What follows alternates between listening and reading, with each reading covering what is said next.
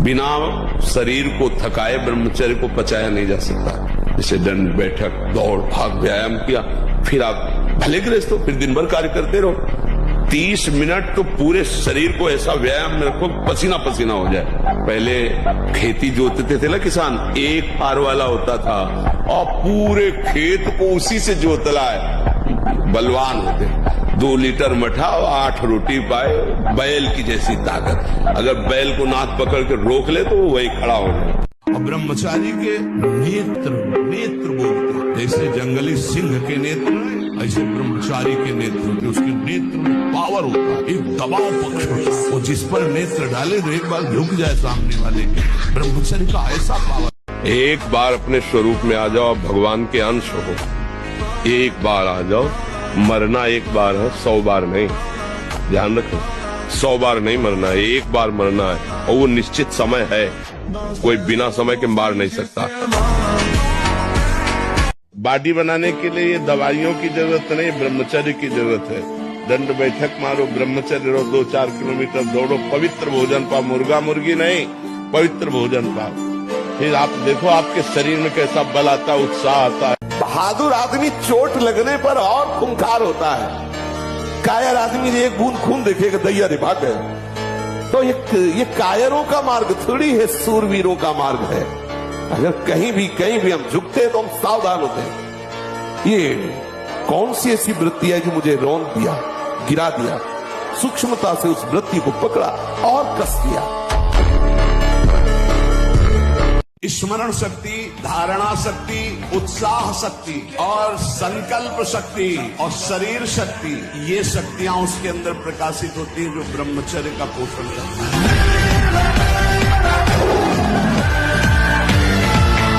हमारे जितने भी अंग हैं, जो प्रधान अंग हैं, इनको जब वो पहुंचेगा नहीं ना, तो ये सब देखो गाड़ी में न डालो पेट्रोल तो खराब हो जाएगी। और इसके बाद आप अच्छे पदार्थ पाओगे तो लीवर में उतनी सामर्थ्य नहीं रहेगी, वो पचाना बंद कर देगा, आपकी बहुत हानि हो जाएगी।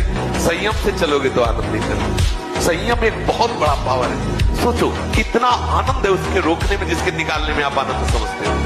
ये शास्त्र जो अनुभवी महापुरुषों ने किया है, लिखा है, तो उसको हमें अनुभव करने की जरूरत नहीं, अपने गुरुजनों की बात मान लेना। नाक के साइड में यहाँ कालिमा आ जाना, फिर वो कालिमा धीरे धीरे कपोलों में बढ़ते जाना, ये वीर्य नाश का लक्षण है। वीर्य नाश से उदर लंबा होना, पेट बढ़ना शुरू हो जाता है, आंखें बढ़ना शुरू हो जाती है, उसकी वाणी में मृदुता नष्ट हो जाती है, कर्कशता रुक्षता आ जाती है, उसका स्वभाव अप्रिय बन जाता है, छाती की हड्डियां दिखने लगती हैं। वो न तो लोक में न परलोक में किसी भी कार्य में उत्साह करने लायक नहीं रह जाता। विश्व का कोई भी सुंदर भोग इतनी ताकत नहीं रखता कि मन से भी भोगने की इच्छा आ जाए। शरीर की तो बात जाने दो, मन से भी भोगने की नहीं रखता। उनके बल से कह रहा हूं, उनके बल से कह रहा हूं, उनके द्वारा दी हुई शांति से कह रहा हूं, उनके द्वारा दी हुई शीतलता से कह रहा हूं। देखा है इसमें काम, देखा है क्रोध, देखा है इसमें, देखा है विकलता देखी है भोगों की, और इसमें कृष्ण कृपा भी देखी। जिन विषयों के लिए हृदय मचल जाता था, उन विषयों के सानिध्य में स्मरण भी नहीं आता कि ये भोगने की चीज है। वीर आप नष्ट नहीं करते तो इतने बलवान हो जाते हैं कि एक बार विष को भी वो पचा डालेंगे, इतनी उसमें सामर्थ्य है, आपकी हानि नहीं होने देंगे। शरीर के भीतर बताया था कल भी, एक मनोवाह नाम की नाड़ी है। इस नाड़ी का कार्य है मथानी जैसे नहीं, जो दूध दही का मंथन करे तो मक्खन निकाल देती है, ये इतनी चिंतन से गर्म हो जाती है नाड़ी। तो वीर पूरे शरीर के रक्त के साथ है, उसी से आपकी हड्डियां मजबूत होती हैं, उसी से आपका शरीर बलिष्ठ होता है, उसी से आपके मन को पवित्र विचारों में चलने की सामर्थ्य मिलती है। सोचो रक्त की आखिरी परिणति वो है वीर, और आप क्या कर रहे हैं? रोज कई बार आपका परिणाम क्या होगा?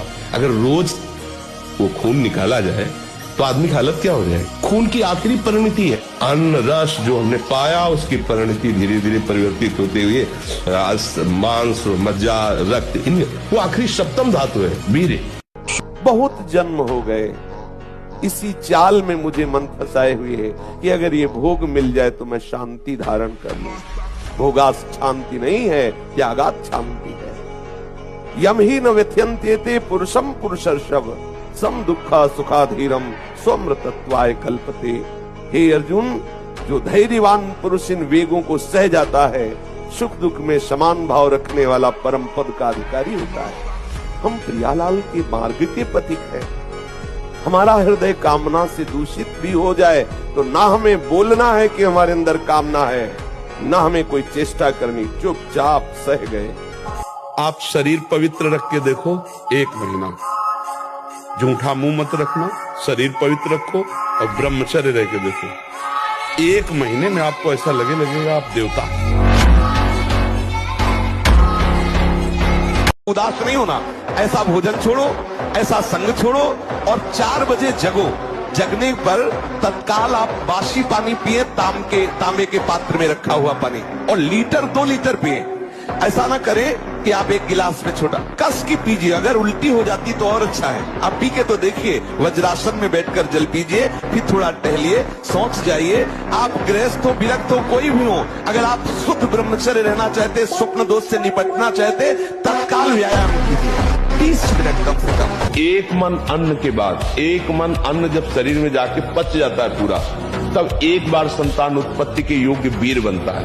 1 मन अन्न में तो आप सोचो 40 किलो अन्न पचाने के बाद वो जब ठीक से पच जाएगा तो 1 बार जो आप हस्तमैथुन करके वीर्य नष्ट करते हैं वो, और आप दिन में 4 बार करते हैं, आपकी हालत क्या होगी। और यही नहीं कि इसमें केवल पुरुष ही, साफ चाहे बच्चा हो चाहे बच्ची हो, जो इन गंदी आदतों को स्वीकार करेगा वो नष्ट नहीं हो जाएगा, क्षमता नहीं रह जाएगी, बच्चे प्रकट करने की क्षमता नहीं रह जाएगी, बच्चे के पालन पोषण की क्षमता नहीं रह जाएगी। अरे शरीर है यार।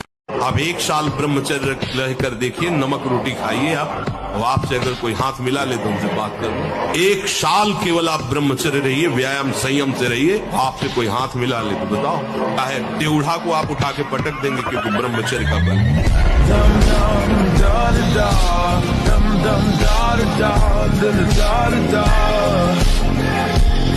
अच्छा आप खुद बताओ, एक बार ब्रह्मचर्य क्षीण होने के बाद आपको शारीरिक और मानसिक परेशानी होती है कि नहीं? हर तरह से होती है ना। तो देखो वो गलत है ना, चाहे डॉक्टर कहे चाहे मित्र कहे, वो गलत उपदेश देते हैं ना। यदि आपका स्वाभाविक ब्रह्मचर्य क्षीण होगा तो आपको उत्साह, शारीरिक फुर्ती बढ़ेगी। ध्यान देना, महीने 2 महीने 2.5 महीने में जब स्वाभाविक ब्रह्मचर्य स्वप्न दोष आदि होगा, वो आपकी शक्ति नहीं होगी, वो संतान उत्पत्ति करने वाला वीर्य नष्ट नहीं होता, वो क्रिया से ही होता है। जब एक व्यक्ति ब्रह्मचर्य का पालन करता है तो उसके 7 धातु पुष्ट होते हैं। हमारे शरीर में 7 धातु होते हैं जिनसे हमारे शरीर का निर्माण होता है। ये होते हैं रस, रक्त, मांस, मेद, अस्थि, मज्जा और शुक्र। अंतिम धातु जो होता है वो होता है शुक्र, यानी कि वीर्य, स्पर्म। और इस ऊर्जा को जब हम पालन करते हैं ब्रह्मचर्य का, जो ये वीर्य हमारा वृद्धि होती है वीर्य की, इसके बाद ये वीर्य ही ओजस में रूपांतरित होता है और ऊर्जा का एक रूप धारण कर लेता है। इस ऊर्जा का प्रयोग आप अपने शरीर में बल बढ़ाने के लिए भी कर सकते हैं। हो सकता है एक व्यक्ति जो ब्रह्मचारी है, आपको बहुत पतला दुबला पतला दिखे, लेकिन वो ब्रह्मचारी है, वो उस ऊर्जा का प्रयोग अपनी साधना में, अपने ध्यान में और अपने जीवन के दूसरे उद्देश्य में कर रहा है। ये वासनाएं, ये गंदी आदतें आपकी जीवनी शक्ति को नष्ट कर देंगे। पलो 15 से लेकर 25-30 तक आपने ब्रह्मचर्य सब नष्ट कर दिया। अब आप केवल दिखाई दे रहे हैं कि मनुष्य है, मनुष्य में अब आपके अंदर ज्ञान शक्ति, स्मृति शक्ति, बल शक्ति, लोक कल्याण शक्ति, वो केवल नाटक भले बोल लो, तुम्हारे अंदर नहीं रह गई। अगर आप संयम से चलोगे, ब्याह हो, एक पत्नी व्रत ठीक से नियम, वो आप आगे गृहस्थ में भी होते हुए तेजस्वी रहेंगे। इतनी मोटी ग्रंथ होगी, हम उसे कंठस्थ कर लेंगे, पूछो कहां से पूछोगे। पर यह तभी होगा जब ब्रह्मचर्य ठीक होगा, खान पान ठीक होगा, नहीं तो स्मृति का नाश हो जाता है ब्रह्मचर्य। आज जो नए बच्चे हैं ना, ब्रह्मचर्य का नाश मतलब स्मृति का नाश, दिमाग, प्रमाद, गंदी बातें देखना, यही सब अच्छा लगेगा। यानी हम कह रहे ब्रह्मचर्य में इतनी ताकत है कि कोई भी बात आप सुनाओ और 10 दिन बाद आप पूछ लो आकर के, वही वैसे उस मिलेगी। अगर आप ठीक नियम से चलेंगे तो 6 महीना लगेंगे आपको उसको कवर करने में, 6 महीना लगेंगे। और अगर आपने प्रमाद स्थिति की, वो तो निकल ही जाता है, फिर हमको करने से क्यों मना किया जाता है। तो आप देख लेना, कुछ समय बाद आपकी हालत बहुत गंभीर हो जाएगी, जो आप बता भी नहीं पाएंगे किसी से। क्या गंभीर हो जाएगी? आप ऐसे ही साधारण क्रियाओं में ब्रह्मचर्यहीन हो जाएंगे, ऐसे ही छुएंगे वैसे आप ब्रह्मचर्यहीन हो जाएंगे। अच्छा सोचो, अभी 12 वर्ष का बच्चा है, अब उसने गंदे आचरण शुरू कर दिए, वीरनाश करना शुरू कर दिया। अब वो जब 22 वर्ष का होगा तो उसकी हालत खराब हो जाएगी। अच्छा 25 वर्ष तक ब्रह्मचर्य रहा, फिर वो गृहस्थी में गया तो कुछ उसका गृहस्थी नहीं बिगड़ पाएगी, क्योंकि परिपक्व हो गया ना, उसका जो सप्तम धातु परिपक्व हो चुकी, तो उत्तम संतान होगी और वो धैर्यवान होगा, उसका माइंड जो है काम करेगा। आप न सुधरना चाहो तो चाहे ब्रह्मा जी आ जाए, आपको नहीं सुधार सकते, आपके सुधरने पर है। आपने खुद अपना नाश कर लिया। अभ्यास एक ऐसी चीज होती है कि बहुत अच्छी भी होती है, बहुत बुरी भी होती है। अब जैसे जिनको ऐसा अभ्यास हो गया, वो कसम खा ले तो भी नहीं रुक सकते, क्योंकि उनके हाथ वहीं पहुंच जाएंगे, वैसी चेष्टा करेंगे, फिर बाद में उनको रोना आएगा, फिर वो कसम खाएंगे, फिर वो हार जाएंगे, पर उनके जबरदस्ती वो क्रिया करा लेगा। अभ्यास एक बहुत बड़ी चीज होती है। जो नीच मनुष्य कामना और लोभ के वशीभूत होकर दूषित दृष्टि से हर स्त्री को भोग भाव से देखता है, बोले जो दुष्ट दूषित भाव से माताओं बहनों को भोग दृष्टि से देखता है, तो यहाँ बड़ी बड़ी चोंच वाले वज्र के समान, जिनकी चोंच ऐसे कि बार बार हजारों वर्ष उनकी आंखों को नोचते और खाते रहते हैं, वो आंखें बार बार होती रहती हैं, बार बार निकालते, यही वहां है कि मरना नहीं है। इस पापी को पलक झपकने तक के लिए विश्राम नहीं मिलता। ब्रह्मचर्य धारण करने वाले कोई बादाम हलवा घी की जरूरत ही नहीं भाई, बिल्कुल सच्ची मानिए। जिन लोगों को ऐसा लगता है कि ब्रह्मचर्य छीण करके हम घी दूध पी करके या मकर और कौन सी भस्म और स्वर्ण भस्म मकर ध्वज और क्या क्या, भाई ये सब उसकी पूर्ति नहीं कर सकते। ध्यान रखना, जो ब्रह्मचर्य आपका क्षीण हुआ, जो नस नाड़ियों का अभ्यास आपका गलत बन गया, उसको कोई भी भस्म, कोई भी औषधि, कोई भी घी दूध बादाम पिस्ता पूर्ण नहीं कर सकता। ध्यान रखना।